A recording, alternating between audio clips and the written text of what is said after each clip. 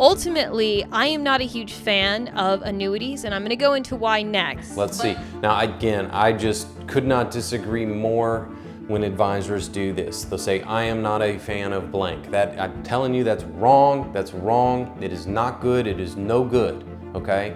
It makes no sense for an advisor to be against a subset, a huge swath of products, okay? All right, and welcome in to another episode of CFP Reacts, where I, your host and your certified financial planner, Scott Schiller, reacts to the best and worst financial planning advice in social media.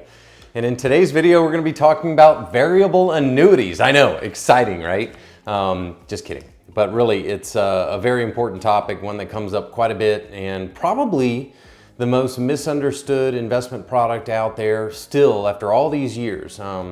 I used to work, prior to becoming an advisor myself, I was a financial services wholesaler for the country's leading variable annuity provider. And so I'm very familiar with these products. And so really exciting to put together this video here for you guys. I'm gonna do my very best to be very nice in this video. I'm probably gonna disagree with a lot of this stuff, but I don't wanna be biased going into it. But I wanna make sure I'm being as nice as I can be, because this wonderful person here, Jennifer Logan, she is also a certified financial planner. So this is a colleague of mine. It's oftentimes as planners, we disagree on things, and that is okay. I hope she sees this video and she can come right in here and disagree with everything that I say as well if she would like. But let's go ahead and jump right into it on variable annuities, what we need to know and what they are. And in her case, she does not recommend them. And I'm really curious as to what the story is. So let's jump right into it. What are variable annuities? Variable annuities are a financial product that insurance companies offer throughout the marketplace. And they can be compared to fixed annuities in that a variable annuity is... Okay, so right off the bat, she's saying variable annuities can be compared to fixed annuities. There could not be, it's very difficult to find two different products. I mean, they're completely different, all right? So they're both annuities, yes. A fixed rate annuity is the most simple investment there is. It's very similar to what's called a certificate of deposit, or what you'll hear mostly referred to as a CD. All that is simply basically an investment we make, and we trade off time between either a bank in a CD's case or a fixed annuity in an insurance company's case. We trade off time for a stated fixed rate of return, okay? So a fixed rate annuity these days might pay 5-6% over a period of 5 or 10 years. And they're very safe, secure investments, okay? They're designed for safety and stability. That is their purpose, okay? A variable annuity, on the other hand, is very much like your growth account. It can be stock-based, it can be bond-based, it can be very similar to a managed account, things like that. But a variable annuity is a securities investment designed for long-term growth, whereas a fixed rate annuity is designed for guaranteed principal protection, which means principal is the amount of money you invest, protects that. We cannot lose money in a fixed rate annuity. All we can achieve is our rate of return, and it works great for that. It's great for somebody who does not want market exposure. We're not looking for ups and downs in our accounts, things like that, whereas the variable annuity is designed for long-term growth.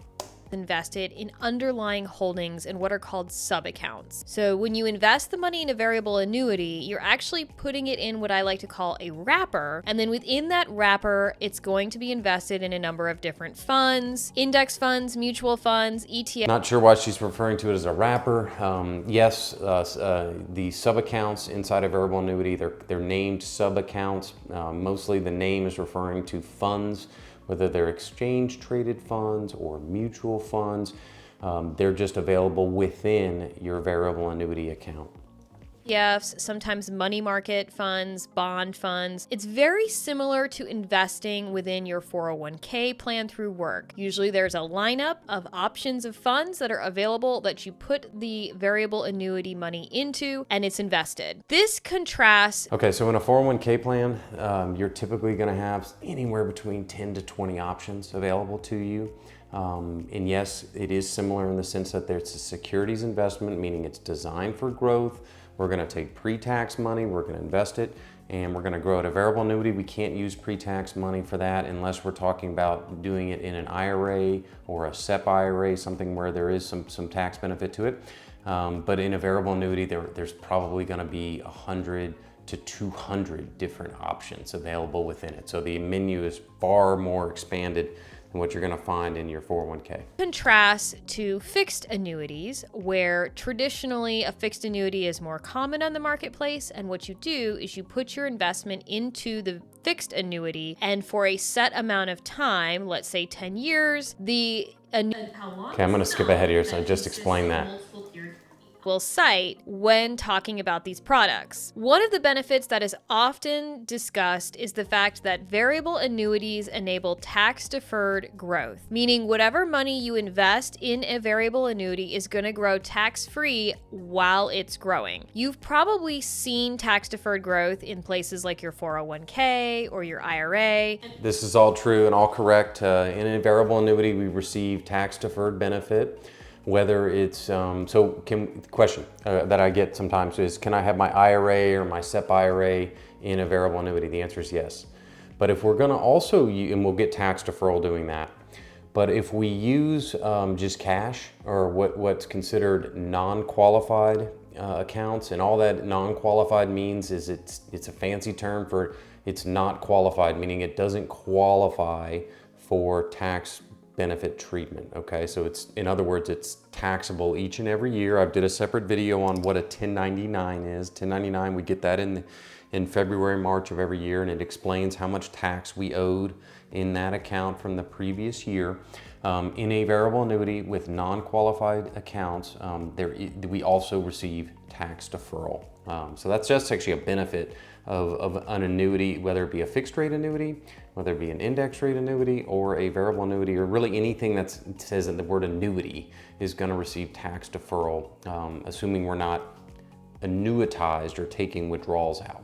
And what it means is whenever you make a trade or change positions in the portfolio itself, you're not going to pay any capital gains. So if you rebalance or if you make a change of your investments, not going to be a problem. You won't pay any capital gains. If you have an investment portfolio that is not a retirement account and you've made changes in it, you're probably familiar with capital gains. Anytime you sell a position at a gain, let's talk about the minimum income guarantee that is sometimes accompanied to a sale of a variable annuity. So with a minimum income benefit, what you're receiving is that you get to essentially take an income annually from the high water mark of your investment. And so I'm going to go through an example and explain what I mean by that with numbers, but what you're doing is essentially guaranteed an income regardless of what happens to the investments inside the investment itself. Okay, part of that, yes, everything she just said is true. One thing on variable annuities to be aware of as a consumer, as an individual out there,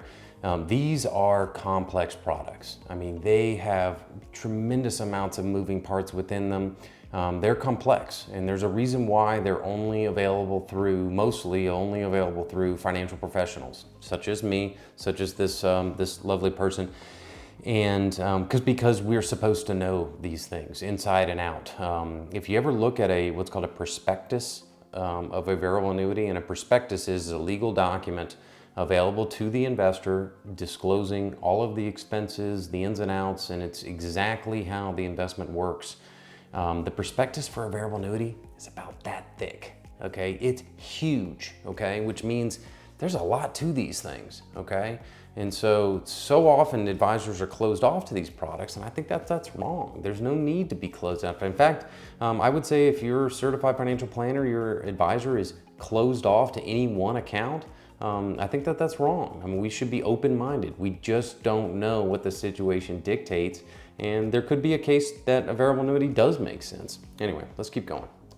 So regardless of what happens to the investments in the sub accounts, whether you put it in bonds or stocks or a money market, whatever the high water mark is, you will get to withdraw an income from. So let me go through an example so you can see this with numbers. So let's say in year one, you initially contribute $500,000 to the annuity product. In this product, you have what's called a 5% income guarantee. And so what that means is you can withdraw 5% from the high water mark of that product for the rest of your life, regardless what happens to your underlying account value. So in year one, that means you would be able to withdraw $25,000 a year, 5% of $500,000 for the remainder of your life, regardless of the following year's returns. In year two, let's say the market grows that $500,000 by 10%. And so you get the value of your underlying holdings in those sub-accounts is now reset to $550,000. Well, whenever it goes up like that and you get a reset, you now get to take an income based on that reset number. So now your income is going to be based on the $550,000 or 5% of that, which is $27,500 a year. Now, let's say alternatively, And that's exactly right. That's exactly how these work.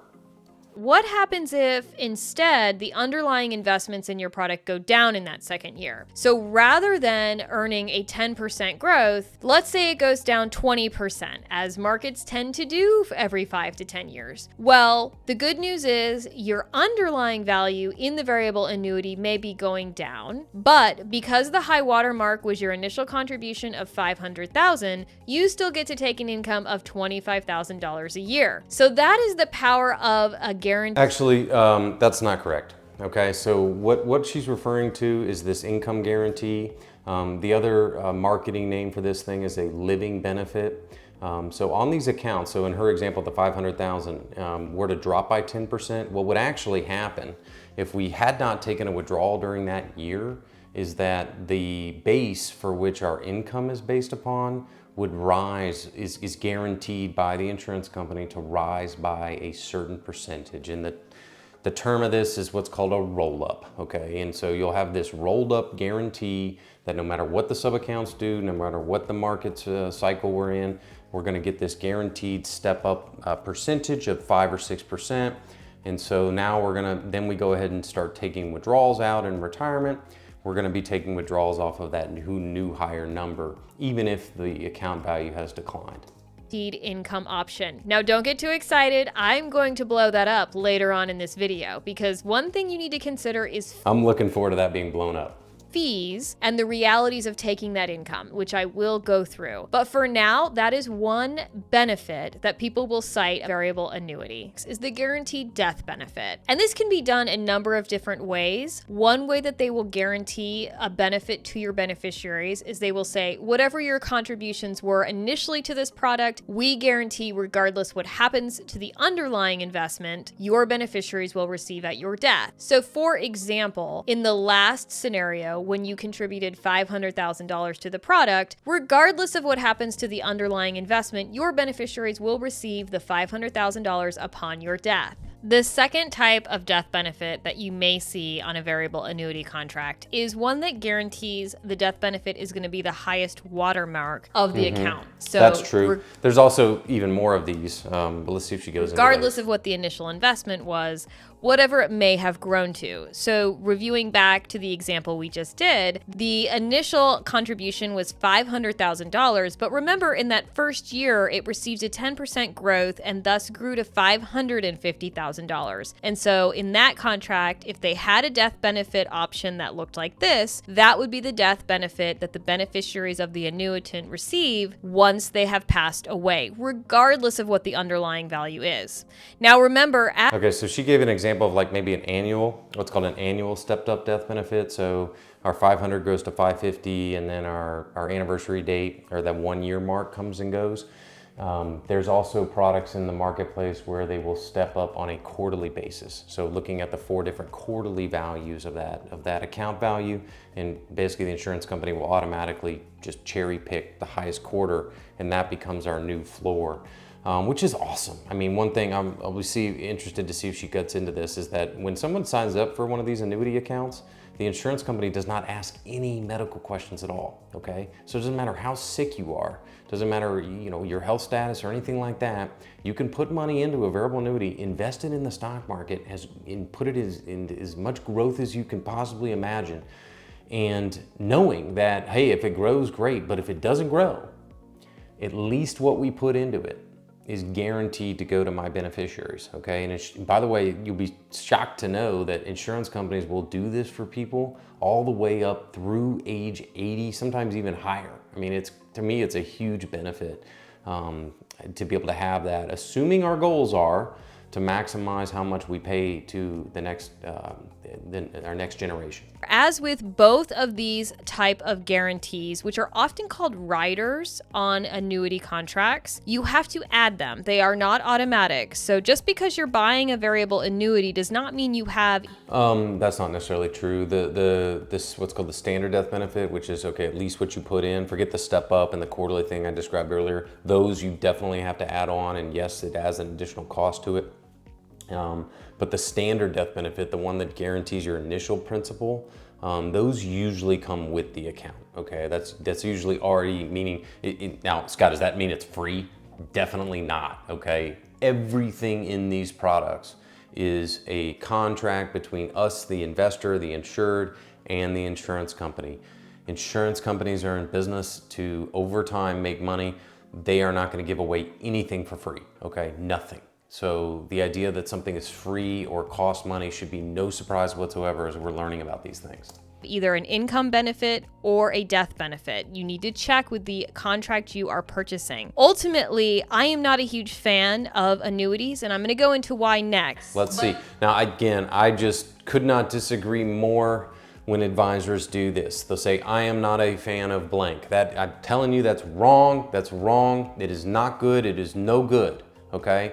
It makes no sense for an advisor to be against a subset, a huge swath of products, okay?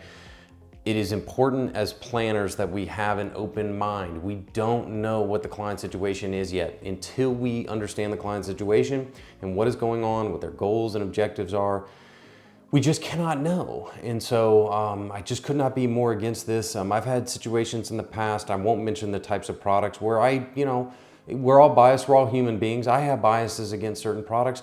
I'm gonna, certainly with annuity products and certain things, I'm gonna make sure that it really needs to make sense. If it doesn't make sense, it's not gonna get recommended. But I've shocked myself before, where I'm sitting there and going, I can't believe I'm about to recommend this. I thought I never would. But the situation dictated it, okay? And so again, I just couldn't disagree with this more. But if you are purchasing a variable annuity and you don't have any of these riders, then you really should ask yourself why exactly you are purchasing this product. Because then ultimately all it's deferring is your taxes, and that may not be worth it given the fee. Isn't that true with every investment you're making? You should understand it and you should have an objective behind it. Fees that I'm about to talk about. So I've just gone over the pros that might be cited for the reason to purchase a variable annuity. And now I'm about to talk about the cons, or the negatives. I will strongly encourage you not to buy a variable annuity, as I believe the negatives vastly outweigh any positives. And so in the next few minutes, hopefully I'll explain why I think it's better to just invest in traditional investments that you understand. So let's get started with illiquidity. These products all come with what's called a surrender schedule. Wrong. That's wrong. Absolutely wrong. Just wrong. Most of them do. Most of them have surrender charges, 7 years, 5 years, 10 years, things like that. But there's absolutely products out there that have no surrender charges. That meaning that you are not having to tie up your time in them. Now, a surrender schedule just simply means that you cannot withdraw the if you have an RMD requirement, for instance, if you without penalties. But beyond those exceptions or rules, plays for any reason, no penalty. Now, you might have a penalty if it was retirement accounts and you were below 59.5 and you didn't have an exception, and you will have taxes if it's a retirement account that's not a Roth. But those are different than a company that is putting a penalty on the product to avoid you from withdrawing it. So that is the first negative. That is just crazy. Okay, look. The reason why a surrender charge schedule is existing, is, again, you're trading on, the insurance company needs to, in order to make these guarantees possible, they're guaranteeing us an income stream for life. The only way that's possible is that they need to know that the account is going to be there. And that is baked into the pricing, okay? So you might be wondering, well, wait a second, Scott, you just said some of the accounts, some of these variable annuities don't have surrender charges. Some of them do. Well, all else being equal, we can just about bank on the fact that the ones that do have surrender charges, meaning we are putting the money in knowing that there's a penalty if we take it out early, versus the account that doesn't have a surrender charge is going to cost less than the one with no surrender charge at all, okay? So there's a cost for that liquidity. There's a trade-off for all of these things. Illiquidity. So keep in mind, if you purchase an annuity product, be sure you plan on keeping the majority of the funds in there for at least a 5 to 10 year period, depending on the length of the surrender schedule. Another downside is that the investment options inside those sub-accounts where you're going to be investing your money could be extremely limited. Now, all these products are slightly different, and I've seen a very wide range of options, meaning some products I've seen out the marketplace have hundreds of funds available for you to select from, and others only have 5 or 6. So it's going to depend. I don't know that I've ever seen one with 5 or 6. Maybe it exists out there, I don't know, but clearly that company is not in business to earn client business. There's just too much competition out there. There's probably 10 to 12 really good variable annuity companies out there, and they all have deep lineups of hundreds of funds you can choose from. But ultimately, you just need to remember that whatever product you're putting your money in this case, is going to be limited by the funds that company deems viable for their product. So you're not going to be able... Okay, again, this is going to be true of any investment product out there. This is not something to pick on variable annuities about. It just makes no sense. What you just said is true of anything. Anything that you're going to put your money into as an investment. We all have lineups.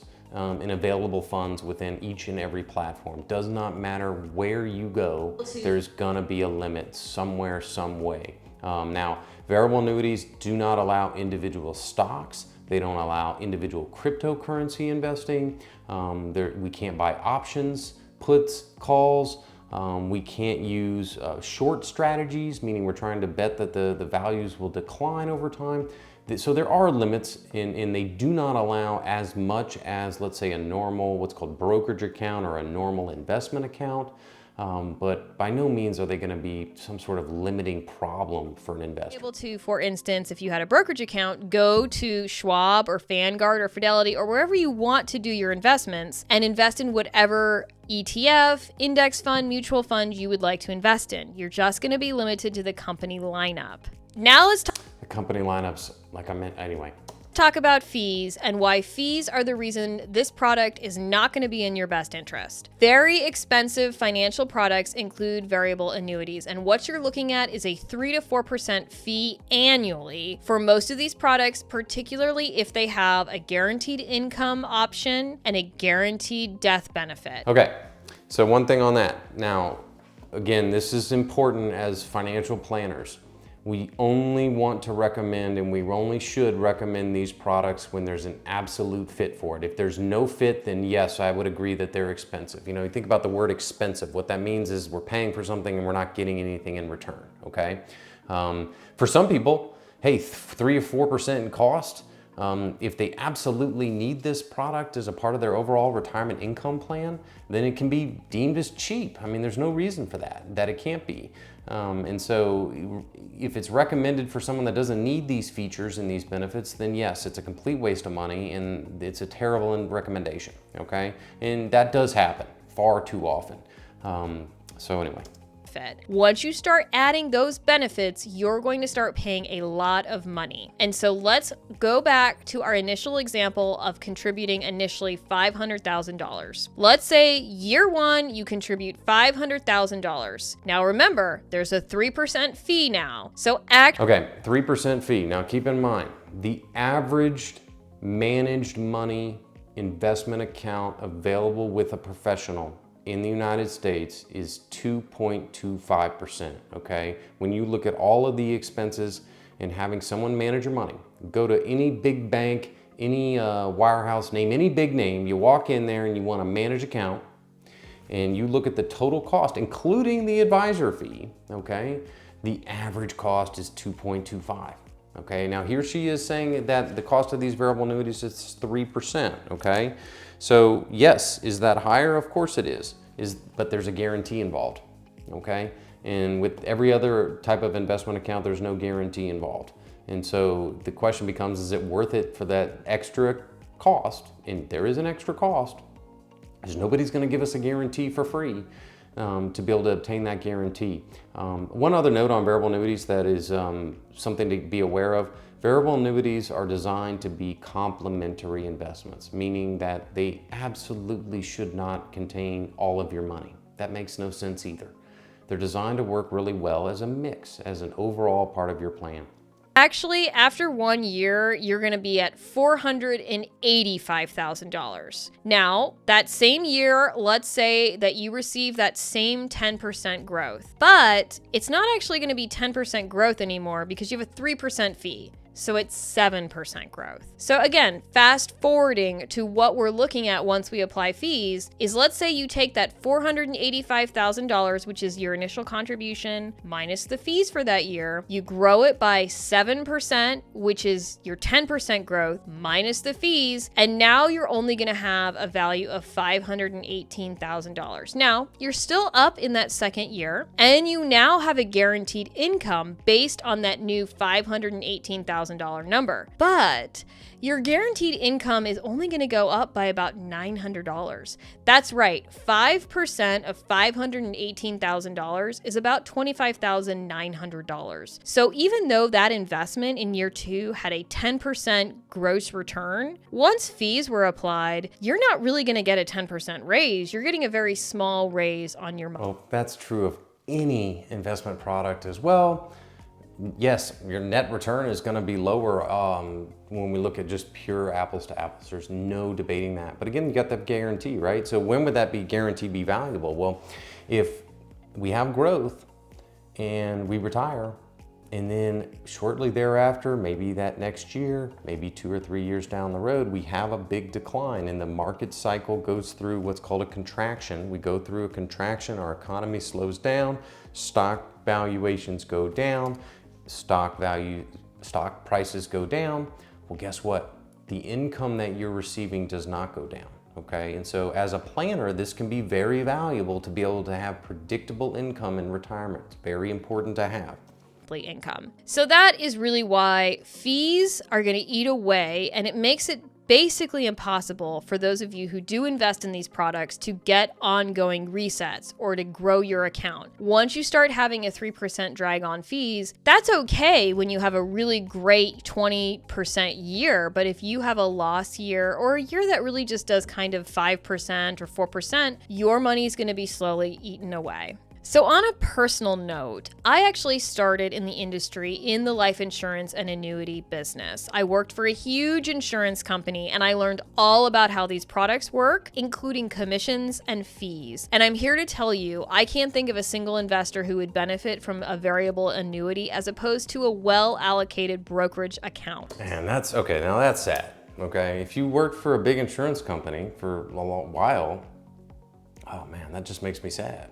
You know, I'm very proud of all the work that I did. And so any of the individuals that I was involved with, I feel like they got a great deal and that they're in excellent shape and they have benefited tremendously. I've seen it, you know, seeing is believing, and I've seen it, experienced it. And, you know, I sleep well at night knowing that, you know, anybody that I helped in the past with these types of variable annuity products have done extremely well and they were positioned properly.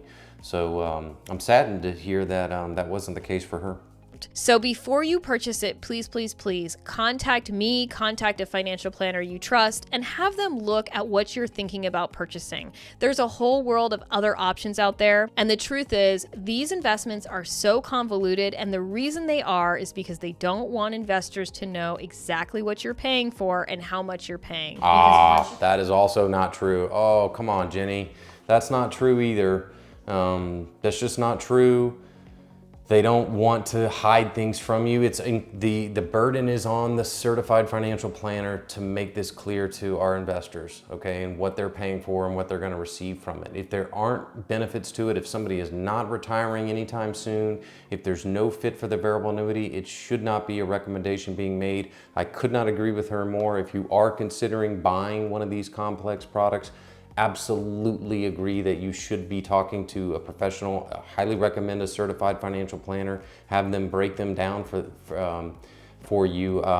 You know, she shouldn't be so biased against them. I just don't agree with that. And so a certified financial planner should be open to all products, shouldn't be against and have bias against product. I don't think that that's right. If I'm a client, I would want my professional to be unbiased and just explain to me what's going on. Look, hey, we certainly want to know what these costs are. Why are we paying them? And why is it a fit for us? Once you factor in costs and your inability to invest in a wide range of funds and options that you want to, you're very limited, and your investment will ultimately get eaten away slowly over time with high fees. So if you...